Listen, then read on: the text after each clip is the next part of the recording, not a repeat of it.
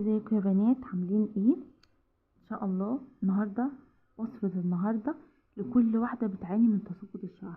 الوصفه دي حلوه قوي قوي وفعاله جدا لتساقط الشعر. قد ما هي بسيطه على قد ما هي فعاله. هي بسيطه بس حلوه قوي.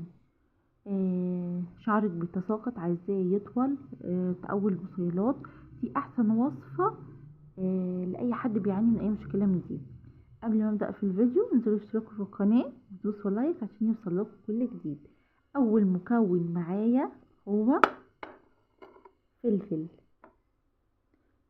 احمر او اخضر، يكون فيه يا سلام لو نسبه حموضه. الفلفل لما يكون حامي شويه بيقوي البصيلات جدا، بيمنع التساقط، فعال جدا جدا في تقويه البصيلات. بس اهم حاجه هتعملي اختبار حساسيه ان فروه راسك ما تبقاش حساسه. الفروة الحساسة هعمل لها فيديو لوحدها ازاي نهتم بيها.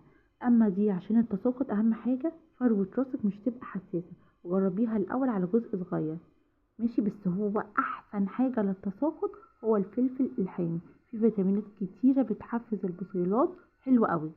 الفلفل ده بقى هعمل فيه هقطعه صغير قوي، هقطعه بالسكينة صغير. قطعتها بالشكل ده وهما الحجم ده بس، مش عايزة فلفل اكتر من كده. هما بس دول اللي احنا محتاجينهم. وممكن فلفل اخضر ما يكونش حامي، يكون الرومي البلدي ده ماشي لو البشرة بتاعتك لو فروة الراس حساسة، بس ده اقوى للتساقط. طيب تاني مكون معانا بقى هيكون ايه؟ زيت الزيتون.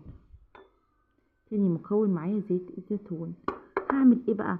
هضيف زيت الزيتون، هجيب علبة نظيفة متعقمة كويس قوي وهحط فيها الفلفل، وهملى العلبة تكون علبة كبيرة، يعني هحط كمية زيت زيتون على الفلفل ده كبير، حطي علبة زيت الزيتون عليها ماشي. وهتحطيها في علبة 3 ايام متغطية بره التلاجة، وبعد ال3 ايام دول هتصفي كمية الزيت وتحطيها في علبة وتستخدميه حمام زيت. هتسيبيه على شعرك ساعة بس، ما تزوديش عن ساعة، من نص ساعة لساعة. حمام زيت من نص ساعة لساعة مرتين في الأسبوع، هتلاقي التساقط وقف جدا جدا جدا.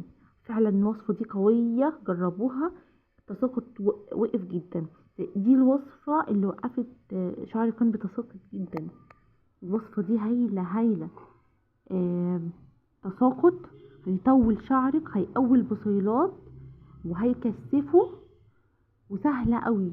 وهتحتفظي بالزيت ده بقى وتبدأي تستخدميه حمام زيت لمدة اسبوع لمرتين في الاسبوع، نص ساعة لساعة، ما تزوديش عن كده ماشي.